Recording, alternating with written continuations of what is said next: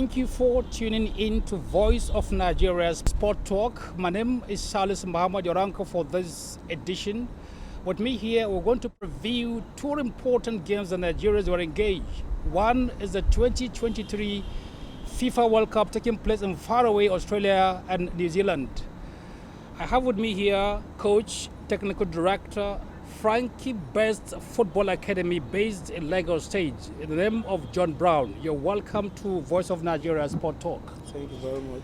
And by my left here, I have Von in Sport Analyst in the person of Lekon Shawande. You're welcome to this edition of Von Sports. Thank you very much, Sadison, for having me. Yes, we just finished watching the game between Nigeria and the Republic of Ireland, the last game for the Women's World Cup, where Nigeria play a goalless draw, but with that point, Nigeria have qualified to the round of 16. It's a match that kept all Nigerians across the world viewing on edge, hoping that Nigeria should win that game, but unfortunately we could not win, but we have qualified. John Brown, you watched that game. What will you make out of that game? What's your reaction? Well, actually, it's an interesting game. Like you said, we've qualified, and which is the right thing to do. It's a nice game in the overall. You saw Nigerian players, you saw the first half, the one of the best chances that we had that Assistant Oshola could not convert, and since that chances came, we could not go forward. We're not hoping that when we return for the second half, we see a strong Super Falcons now coming forward to fight like the way we did for the host country, Australia, and we beat them. But unfortunately, we sat back, and that put a lot of fears, more especially in Nigerians back home, that maybe we might lose this game. I mean, what is your fear going forward, and what do you want to see Super Falcons do in the round of 16? Well, thank you for that question. And I think what I see in that game is just the approach towards the game. They actually had a nice fight and a good game. After all, we qualified, which is a good thing. And like I said, the approach to the game is just the issue there. Having played to this stage and knowing the opponent we are playing against and their status, I mean their standing in the league format, the way we approach shouldn't have been the way. We would have taken it easy, wait for the right chances, then we buried it. Lekon Shawande, you saw this game. Yeah. You saw Republic of Ireland. They were just playing for a pride. Not a pride. Really? They really came to me. But just lost their games. First of all, Nigeria, nobody gave Nigeria an edge over their opponent. Nigeria is rated the lowest team among the four teams. Yes, there. yes. Canada is rated ahead of everybody, Yes. number 7 in the world. Olympic champion. The Olympic champion. The Then hosts. host Australia rated number 10, and Republic of Ireland rated number 22. Nigeria is rated number 48. So see, nobody gave Nigeria the chance. So now, having defeated host nation Australia, and they play a goalless draw with Canada. Australia, the Ireland, they needed 2 goals to qualify. So that's why they came all out, and Nigeria knew that a draw will let them in. So why playing to get injury? So that's why Nigeria trying to absorb the pressure in the team and make sure that they didn't score. If they can't score, don't let Nigeria should not concede a goal. So a good one, a perfect one for Nigeria. The only disadvantage I may say is that Nigeria may likely meet the top group in Group D, which may likely be England. Well, no problem. It's a game of 90 minutes, and they're all females, and we have seen Nigeria have given account of themselves. John Brown, you've been a coach and technical director now. Nigeria now is going to the round of 16.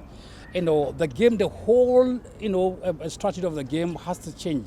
Strategically, what do you want to see the backroom staff and the technical crew do different entirely from what you see in the group stages?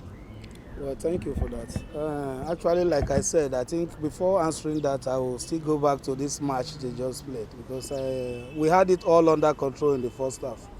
That was why I emphasized about the approach to the game. Yes. Yeah, they were supposed to, sit back, allow them to come so that there will be openings, and I think that is what the coaches should look into. Study our next opponents, see how they approach the game, and and work towards how we are going to, get that game. I think that is just it. And of course, it is the knockout stage. It's a win It's only a winning that will take you to that will make you keep advancing in the competition. Yeah, and that is just what they need. Now, Nigeria, it's the only African country that's flag is flying higher in the Super Falcons. Yeah, of course. Now, what is your fear going forward? Yes, my fear is that we may be the lowest ranked team again that move into the round of 16, because England, as I said about, England is rated number 4 in the world. So now going there to meet England may be a little. Let them just go. If which country that beat Germany, that beat Germany, which is low rated, because Germany is rated number 3rd, and a small country. I think Canada, I'm Jamaica, just trying to figure out the country, but importantly, it's just so Nigeria should not entertain any fear. Just there's nothing to lose. You are playing against a strong opposition. Go there and prove your mental. So that's great. We're looking forward to Super Falcons in the round of 16, and we hope and we pray that the round of 16 will not be the last for the African representative. Will go forward. That the girls made it clear before they left Nigeria that this time around they're going to the World Cup and they will shock the world. I have seen that in the first round. So going forward now, we are banking on them and we're looking forward for a greater match and a greater victory for the Super Falcon. Second now on our focus for this edition in the Von Sport Talk, we'll have the FIBA Women AfroBasket taking place in Kigali.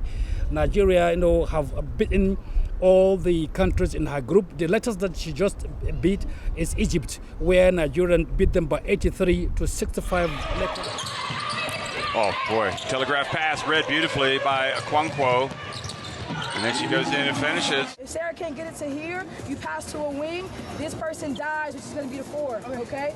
We gotta play with some tempo. And Obasi over to Lekon Showandi.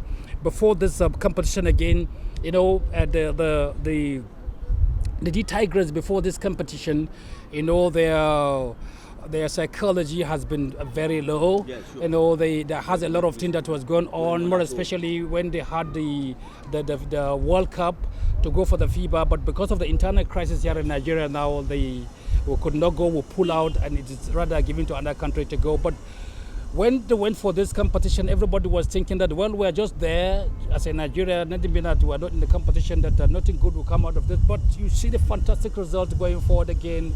The ladies are just making Nigeria and Africa very wonderful. Going forward now, what is the message to the Tigers? Yes, they should not relent, because more are still going to come, because Senegal are still there, Mali are still there. So they should refocus and put the victory, the 2 victories above them, and refocus and strategize on what to do. And for them now to win that match, because what will be on their mind now is to break the record of Senegal, who has won in the 70s. In the 70s, 4 consecutively. Now they are going there as a defending champion, having won it 3 times consecutively. So they should go out and be thinking of how to break the Senegalese record. And mind you, Uganda beat Senegal in one of their games. So Senegal is beatable, and Nigeria should post for a victory. And kudos for them. They should focus and do Nigerian proud.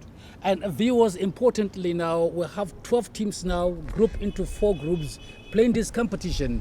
And the best 2 among them will go for the next Olympic qualifier. So it's very important for the Nigerian D Tigers to make sure that not only to equal the record that has been broken by Senegal in 1970, but to make sure that we get the ticket so that we qualify for the Olympics. Now going forward, now coming back home and Lekon Showandi, this team is not just only those who are playing the professionals abroad. Yes. It's kind of a mix of local players, and there was a fear that those local players going forward now, because of an experience, possibly maybe we're going to get an upset now.